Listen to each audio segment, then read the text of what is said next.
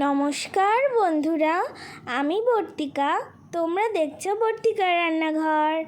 আজ তৈরি করব মোচা চিংড়ি। তাহলে তোমরা দেখতে থাকো।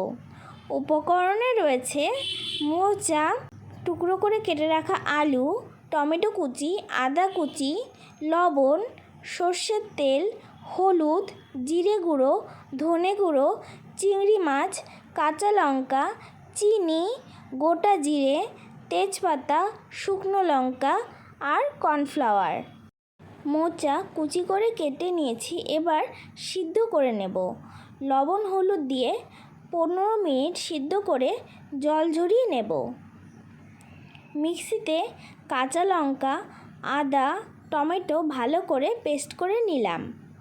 কড়াইতে সর্ষের তেল দিয়ে দিলাম। এবার তেল গরম হয়ে আসলে আলুগুলো ভেজে তুলে নেব। ভালো করে লাল লাল করে ভেজে নিয়েছি, এবার তুলে নিলাম।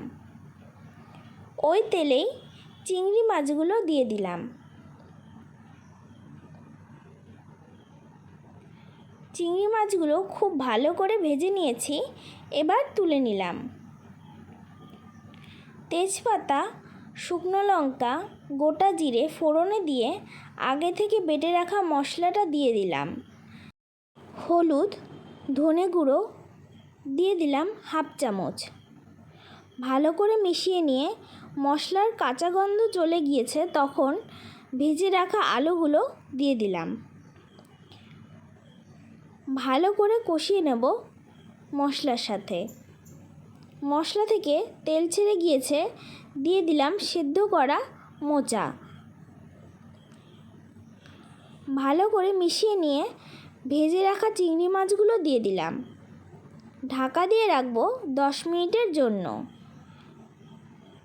10 মিনিট পরে 1 চামচ চিনি দিয়ে দিলাম।